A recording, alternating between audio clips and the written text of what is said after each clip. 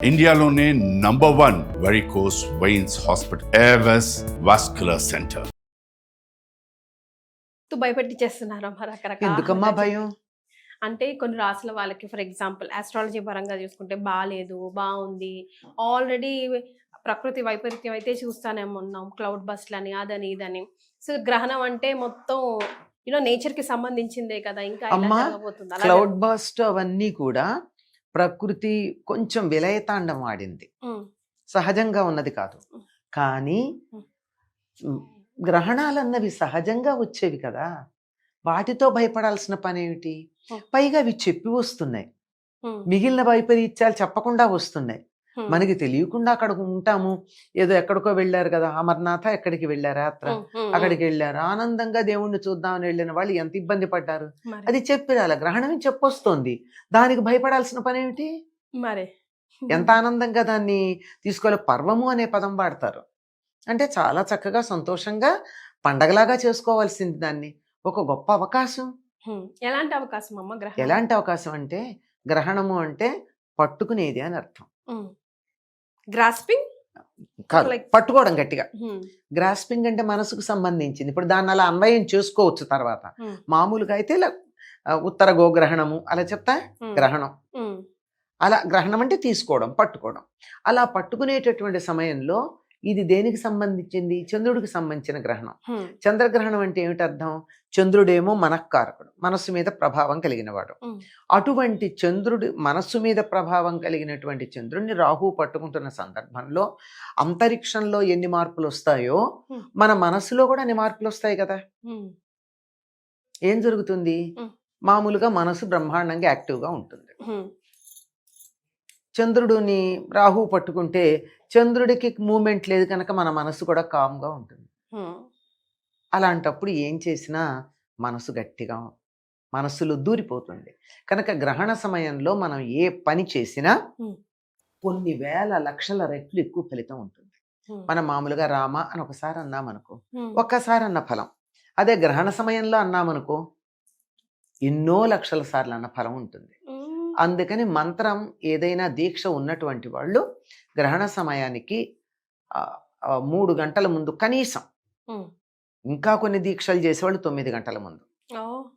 ఈ సంవత్సరం మనకి 9:58 వస్తోంది కదా, అంటే 1 గంట తర్వాత ఏం తినరు, పచ్చి మంచినీళ్ళు కూడా తాగరు. మహా అయితే 3 గంటల తర్వాత నీళ్లు కూడా తాగరు గనక 6 గంటలకో కాసిని మంచినీళ్ళు తాగితే తాగుతారంతే, ఇంకా తర్వాత ఏముండదు. ఎందుకంటే చంద్రుడికి నీళ్ళకి సంబంధం ఉంది. ఉందా లేదా? ఉందమ్మా. ఉందని ఎలా తెలుసు మనకి? అంటే ఏది లేకపోయినా కనీసం సముద్రంలో అలలు చూసుకున్నా, అలా మన చూసైనా బాడీలో blood చంద్రుడికి flow, అంటే నీళ్ళకి, ద్రవ పదార్థాలకి చంద్రుడికి సంబంధం ఉంది కదా. అర్థమవుతుంది. కనుక ఆ చంద్రుడి యొక్క ప్రభావం మన శరీరంలో ఉన్న ద్రవ పదార్థాల మీద పడకుండా ఉండాలి అంటే మనం వీలైనంత వరకు ఏమీ తీసుకోకుండా ఉండడం మంచిది. Yes. ఆ సమయంలో అరుగుదల ఉండదు, ఇంద్రియాలన్నీ పనిచేయడం మానేస్తాయి. అందువల్ల ఆ టైంలో లోపల ఏదన్నా ఉన్నట్టయితే అది అరగక 3 గంటలో 4 గంటలో అలా ఉండిపోయి పాచి పడిపోయి పాడైపోయి మనకు అనారోగ్యాన్ని కలిగిస్తుంది. మరి కనుక ఆ సమయానికి తిన్నది ఏదైనా అరిగిపోయేటట్టు చూసుకోవాల్సినటువంటి అవసరం ఉంది. 3 గంటలు మనం తినే సాత్వికమైనటువంటి ఆహారం పూర్తిగా అరగడానికి 3 గంటలు పడుతుంది. నాన్ వెజిటేరియన్ లాంటివి అయితే 24 గంటలు పడుతుందట అరగడానికి, అంత లోపల ఉంటుందిట. అందుకని ఒక్కొక్కసారి ఏమవుతుందంటే ఆ లోపల ఉండిపోయినందువల్ల అది స్టాగ్నేట్ అయ్యి కొంచెం పాడయ్యే అవకాశం ఉంది. అంచేత ఎక్కువగా డైజెషన్కి సంబంధించిన problems, heavy foods, non vegetarian లేదా తినగలిగిన దానికన్నా చాలా ఎక్కువ ఆహారం తింటే వస్తుంది, మామూలుగా రాదు. అందువల్ల ఆ సమయంలో కడుపులో ఏం లేకుండా చేసుకోవడం అన్నది ఆరోగ్య దృష్ట్యా చాలా మంచిది. అలా ఉంటే ఆ సమయంలో ఎక్కువగా మనసు గ్రహించే శక్తి ఉంటుంది. అందువల్ల మంత్రాలు అలాంటివి ఏవైనా ఉన్నట్టయితే ఎక్కువ చేసుకుంటూ ఉంటారు. మంత్రదీక్ష ఉన్న వాళ్ళైతే నీళ్లలో నిలబడి చేస్తారు. అంటే సముద్రం, నది, సముద్రం కావచ్చు అమ్మ. సముద్రంలో నిలబడితే అలలు మామూలుగా కన్నా ఎక్కువ తేడాగా వస్తాయి కదా, అంచేత భయం కలగచ్చు. అంచేత స్నానం చేసి ఒడ్డుకొచ్చేసి కూర్చుని చేస్తారు. లేదంటే ఏ గంగ లాంటివో గోదావరి లాంటివో గనక ఉన్నట్టయితే ఆ నదుల్లో స్నానం చేసి ఒడ్డునొచ్చి కూర్చుని ఆ తడి బట్టలతోనే జపం చేసుకుని తర్వాత గ్రహణం పూర్తయ్యాక మళ్ళీ విడుపు స్నానం చేసి అమ్మా అప్పుడు మామూలుగా కార్యక్రమాలు చేసుకుంటారు. అదే ఇంకా కొంతమంది దీక్షగా చేయాలనుకున్న వాళ్ళు అలా గంగ మధ్యలో నిలబడి జపం చేస్తారు. ముఖ్యంగా సూర్యగ్రహణం అటువంటి సందర్భాల్లో గ్రహణం ప్రారంభమైనప్పటి నుంచి అలా ఉండి గ్రహణం వదులుతున్నప్పటి నుంచి సూర్యుడి వైపుకి తిరిగి చూస్తూ జపం చేసే పద్ధతి కూడా ఒకటి ఉంది. కానీ అందరూ ఈ గ్రహణాలని చూడడం ఆరోగ్యానికి మంచిది కాదు, మామూలుగానే మంచిది కాదు. కొంతమంది మీద మరింత ఎక్కువ ప్రభావం ఉంటుంది. గ్రహాల ప్రభావం మనుషుల మీద ఉంటుందా అంటే ఉంటుందో లేదో పౌర్ణమి అమావాస్యలకి సముద్రాన్ని చూస్తే తెలుస్తుందా లేదా? అదే అమ్మా, సముద్రమే అక్కర్లా, మనకు కూడా తేడా ఉంటుంది కానీ మనం కొంచెం బ్యాలెన్స్ లో ఉంటాం గనక తెలియదు. కాస్త మనస్థిమితం లేని వాళ్ళ దగ్గర కనపడుతుందా లేదా తేడా? అవునమ్మా, ఎందుకు మనలో కూడా చాలా మంది అంటే కొంతమంది మనం అమావాస్య వచ్చిందంటే ఏదో ఒక చికాకులు వస్తూ ఉంటాయి, అదే కదా, పౌర్ణమి వచ్చిందంటే ఏదో ఒక చికాకు మూడీగా ఉండేవాళ్ళని అంటాం. వాడి విషయం అంతా అమ్మా పున్నమ అమావాస్యలు అంటాం. మరి అంటే పూర్ణిమ నాడు ఎక్సైటెడ్ గా ఉంటాడు, అమావాస్య నాడు డల్ గా ఉంటాడు. మరి అట్లాంటి వాళ్ళని చూస్తే అర్థం అవటం లేదా అంతరిక్షంలో ఉండే గ్రహాల ప్రభావం మన మీద ఉంటుంది అని? సూర్యోదయానికి మెళుకు వస్తుందా రావట్లేదా?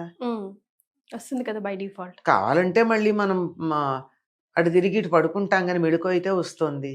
మనమైతే ఇటు తిరిగి పడుకుంటాం కానీ పక్షులు అవి వాటి అంతటా లేస్తున్నాయి కదా, సూర్యోదయానికి పూలు వికసిస్తున్నాయి కదా. మరి ఇవన్నీ అంతరిక్షంలో ఉండే గ్రహాల యొక్క ప్రభావం భూమి మీద లేదని ఎట్లా చెప్తాం? ఉంది కదా.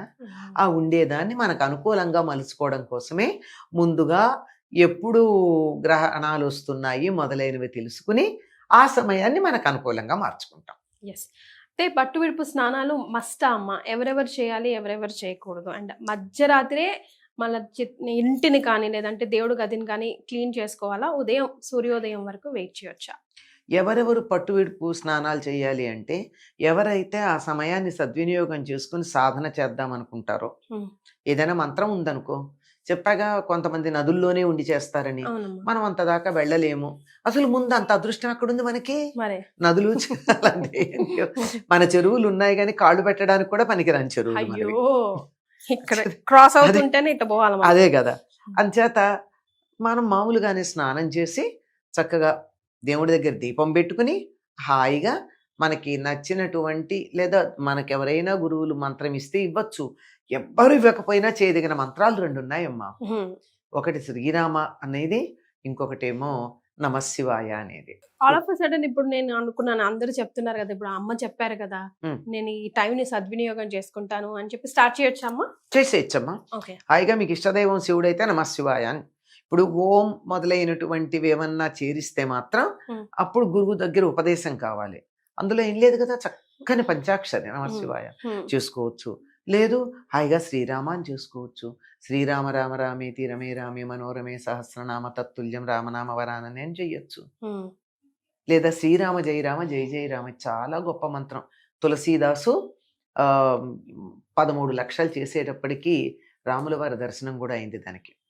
అంత మంచి మంత్రం. అలవాటు ఉంటే లలితా సహస్రనామం చదువుకోవచ్చు, లేదా విష్ణు సహస్రనామం చదువుకోవచ్చు. ఏది లేకపోతే చక్కగా స్నానం చేసి అలా కూర్చుని ఏమీ వద్దండి, ఒక్కసారి దైవాన్ని తలుచుకొని కళ్ళు మూసుకొని ధ్యానం చేసుకోండి.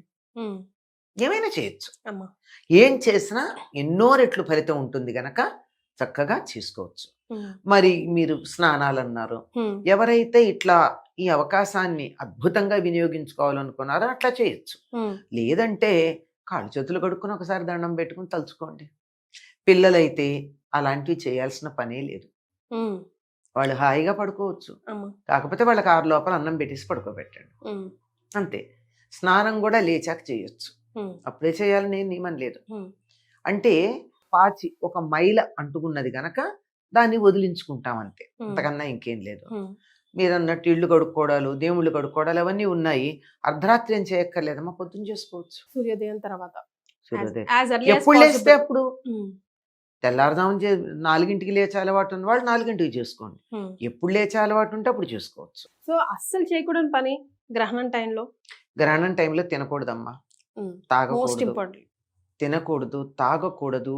ఏవైనా కొన్ని కఠినమైన పనులు అంటే కత్తులతో పనిచేయడం అలాంటివి చేయకూడదు. షార్ప్గా ఉండేటటువంటివి కొట్టడాలు అలా అవి చేయకూడదు. వివాహం అయినటువంటి వాళ్ళు బ్రహ్మచర్యం పాటించాలి. సో ప్రెగ్నెంట్ ఉన్న ఆడకూతుర్లను మాత్రం ఈ వీడియోస్ చూసి గ్రహణంకి సంబంధించి మస్తు భయపడుతున్నారు కదమ్మా. అసలు మినిమం బేసికల్గా అఫ్ కోర్స్ అందరికీ తెలుసు కదలకుండా పడుకోవాలి అలాగా. సో వాళ్ళు ఒక్కసారి గుర్తు చేద్దాం ఏం చేయాలి ఏం చేయకూడదు. గ్రహణంలో ఉన్నటువంటి గర్భవతులైనటువంటి ఆడపిల్లలు వీలైనంత వరకు ఇనుము ఒంటికి తగలకుండా చూసుకోండి. ఓకే. అంటే చాలా మందికి సేఫ్టీ పిన్స్ మంగళసూత్రాల్లో పెట్టుకునే అలవాటు ఉంటుంది, అదొద్దు. అలాగే బ్లౌజెస్ కి వాటికి ఇనప బటన్స్ మెటల్తో ఉన్నటువంటి సేఫ్టీ పిన్స్ పెట్టుకోవద్దు. హుక్స్ లాంటివి ఉంటే పెట్టుకోండి, అంతేగాని అవి కూడా ప్యూర్ ఇనుము కావు గనక ఇట్స్ ఓకే. అవి కూడా లేకుండా ఈ రోజుల్లో అమ్మాయిలు చాలా మంది నైటీలు వేసుకుంటున్నారు హుక్స్ లేకుండా కదా, అది బెటర్. ఒంటికి ఇనుము లాంటివి తగలకూడదు. తర్వాత వీలైనంత వరకు కదలకుండా పడుకోవడం చాలా మంచిది. ఆహార నియమాలు ఎలాగో ఉన్నాయి, ఇవన్నీ కూడా గర్భవతులు, బాలింతలు, చిన్నపిల్లలు, రోగులు, వృద్ధులు వీళ్ళకన్నీ కన్సెషన్స్ ఉన్నాయి. అంచేత తినకుండా ఉండలేము, గంటకి తినందే లోపల బిడ్డ బాధపడతాడు అని కనుక అనిపించినట్టయితే ఆ సమయంలో తేలికగా ఉండే పాల లాంటివి తీసుకోండి, కానీ ఘన పదార్థాలు తీసుకోకండి. పాలు ఇంకేం రకరకాల ద్రవాలు తాగుతారు కదా, ఏవో ప్రోటీన్ వేసుకుని ఏవో సంథింగ్ కొంచెం ఎక్కువసేపు అడుగుండేట్టు ఘన పదార్థాలు కాకుండా. అందులో ఈసారి రాత్రి గనక మనకి పెద్ద సమస్య లేదు, ఎలాగో రాత్రి పెద్దగా తినేదే ఉండదు కనుక 6 గంటల లోపల తినేది ఏదన్నా తినేసి మళ్ళీ కావాలంటే 8, 8:30 ప్రాంతాల్లో కాసిన పాలు మళ్ళీ ఇబ్బంది లేకుండా తాగేసి పడుకుంటే సరే. ఆ పడుకునేది కూడా అస్తవ్యస్తంగా ఎడాపెడా పడుకోకుండా. అది ఎందుకంటే చంద్రుడికిను నీళ్ళకి సంబంధం చెప్పాం కదా. గర్భవతి లోపల ఉండేటటువంటి శిశువు ఎందులో ఉంటాడు, ఉమ్మ నీరులో ఉంటాడు. ఆ ఉమ్మ నీరు మీద కూడా ప్రభావం ఉంటుంది కదా. అంచేత అది అల్లకల్లోలం కాకుండా అయోమయంగా కాకుండా మనమేమో కదులుతూ ఉంటే అది ఒక డైరెక్షన్లో వెళ్ళి అంతరిక్షంలో ఉండే రేస్ వల్ల అది ఇంకో డైరెక్షన్లోకి వెళ్ళి అది కొంచెం ఇబ్బంది పడుతుంది. అలాంటి ఇబ్బందులు కలగకుండా ఉండేటట్టుగా చక్కగా కదలకుండా పడుకోండి. ఇంతకు మించినటువంటి పెద్దగా పాటించాల్సిన నియమాలు ఏమున్నాయమ్మా, కానీ ఇదే చాలా కష్టమైంది. త్వరగా తినేయండి. ఇంకా చాలా అదృష్టం ఈసారి రాత్రి దరిదాపుల్లో 10 గంటలకు వస్తోంది అంటే సగం నిద్రపోతుంటాం, సగం అసలు ఆ తర్వాత ఆ సమయంలో తినే సమయం కూడా కాదు కనుక దానివల్ల సమస్య లేదు. అమ్మ నిల్వ వస్తువుల్ని గరికతో మనం గరిక కన్నా దర్భతో మనం నిల్వ వస్తువుల్లో వేస్తూ ఉంటాం, ముఖ్యంగా ఈ గ్రహణాలప్పుడు. ఎందుకని అమ్మా? దర్భకు అటువంటి శక్తి ఉందమ్మా. సహస్ర పరమాదేవి శతమూల శతాంకుర సహస్రగం హరతు మే పాపం దూర్వా దుస్వప్న నాశిని అని దూర్వ గురించి చెప్తారు, అంటే దర్భ గురించి. దర్భ దొరకని సందర్భంలో గరికైనా సరే ఏమిటంటే అది నాకు 1000 రకాలుగా నా పాపాలు పోగొడుతుంది. శతమూల శతాంకుర, అది శతమూలం అంటే దాని మొదలు 100 మొదళ్ళు ఉంటాయి, 100 చిగుళ్ళు ఉంటాయి. అంచేత పూర్తిగా దాన్ని తీసేస్తే కూడా ఇంత ఎండిపోయిన మొండె ఉంటే కూడా నీళ్లు పడంగానే చిగురిస్తుంది. అది దానికి ఉన్నటువంటి లక్షణం. దీనికి ఉన్నటువంటి లక్షణం మామూలుగా అది బాగా పెంపొందుతుందనే అర్థంలో ఉన్న వాస్తవంగా ఏమిటంటే దర్భకి అల్ట్రావైలెట్ రేస్ ని అడ్డుకునే శక్తి ఉంది, దాని ప్రభావం రాకుండా. ఈ దర్భ వేసిన నీళ్లు దర్భ వేయని నీళ్లు 2 అలా పెట్టి గ్రహణ సమయంలో ఆరుబయట కనిపించినట్టయితే వాటికి ఉండేటటువంటి ఆ మూమెంట్ ఏదో ఉంటుందో లోపల ఉండే మాలిక్యులర్ మూమెంట్, దీనిదేమో దర్భ వేసిన దాంట్లోనేమో ప్యాటర్న్స్ చక్కగా సిస్టమేటిక్ గా ఉంటాయిట. అవతల దర్భ వేయకుండా ఆ గ్రహణ నుండి వచ్చే కిరణాలు పడ్డ నీళ్లల్లో అవన్నీ హ్యాఫజార్డ్గా ఉంటాయి, అస్తవ్యస్తంగా. ఇది మనం గమనించి చూడొచ్చు. కనుక అక్కడ ఉండేటటువంటి వాటిని వాటిలో ఉన్న ప్యాటర్న్ ఏదైతే ఉందో దాన్ని చెడిపోకుండా చూడగలిగిన లక్షణం దర్భకుంది గనక అన్నింటి మీద దర్భ వేయండి. ఎందుకంటే ఊరగాయలు ఉన్నాయి, ఉమ్. మరి గ్రహణం వచ్చినప్పుడల్లా ఊరగాయలు పారేయలేం కదా. ఇప్పుడు గ్రహణం తర్వాత దాన ధర్మాలు చేయవలసినవి చేయకూడనివి ఏమైనా ఉన్నాయా? మంచిది అంటారు కదా చేస్తే, అయితే ఎలాంటివి అట్లీస్ట్ ఇవన్నా చేయండి అనడానికి? గ్రహణం సమయంలో దానాలు చేస్తే మంచిదమ్మా. ఉమ్. జపాలు ఎలాగూ మంచిది. మంచిది. అయితే ముఖ్యంగా ఒక్కొక్క సందర్భంలో వచ్చినటువంటి గ్రహణానికి కొన్ని రాసుల వారి మీద కొంచెం దుష్ప్రభావం ఉంటుంది, ఉమ్. కొన్ని రాసుల వాళ్ళకి మధ్యమంగా ఉంటుంది, ఉమ్. కొన్ని రాసుల వారికి అధమంగా ఉంటుంది. అమ్మ. అదే మంచి ప్రభావం ఉంటుంది. మంచి మిడిల్, ఆ. కొంచెం బాగుండకపోవడం. అంటే మిడిల్ వాళ్ళకి ప్రభావం ఏమి ఉండదు, చెడు ఉండదు, మంచి ఉండదు. ఉమ్. ఈ చెడు ప్రభావం ఎవరికైతే ఉంటుందో వాళ్ళు ఏ దేని వల్ల వాళ్ళకి ఆ చెడు ప్రభావం ఉందో దానికి సంబంధించినటువంటి వాటిని దానాలు చేస్తారు. ఉమ్. అంటే ఉదాహరణకి కందులు అలా అంటూ ఉంటాయి కదా, ఒక్కొక్క అమ్మ. ఉమ్. ఆ, గ్రహానికి సంబంధించి. ఉమ్. కుజుడైతే అనుకుంటా కందులు ఇస్తారు, అట్లా ఉంటాయి. ఉమ్. శని అయితే మినుగులు, ఉమ్. గురువు అయితే శనగలు, ఉమ్. బుధుడైతే పెసలు, ఇలాంటివి దానం ఇస్తారు. ఉమ్. ఇవి దానం ఇచ్చినందువల్ల ప్రభావం కొంచెం తగ్గే అవకాశం ఉంది. ఉమ్. అది ఎలాగూ ఉంటుంది, కొంచెం ఉంటుంది, పూర్తిగా ఏమీ కాదు, అంతే, అంతకన్నా ఇంకేం లేదు. ఇవి ఏమీ లేకుండా కూడా దానాలు ఇవ్వచ్చు. ఉమ్. ఏ రకంగా అయితే జపం చేస్తే ఎన్నో రెట్ల ఫలితం ఉంటుందో ఉమ్. అట్లా దానం చేస్తే కూడా ₹1 దానం చేస్తే ₹1,00,000 దానం చేసిన ఫలితం వస్తుంది. ఉమ్. మనకేం చేస్తారు. Yes. దాన్ని బట్టి ఏం చేస్తే బాగుంటుందో ఇక మనకి వదిలేసారు. విషయం చెప్తున్నాం, ఏం చేయాలో మరి. ఎవరికి వాళ్ళు నిర్ణయించుకోవాలి, అందరూ తెలివిగల వాళ్ళేగా. చాలా సంతోషం అమ్మా, ధన్యవాదాలు. నమస్తే.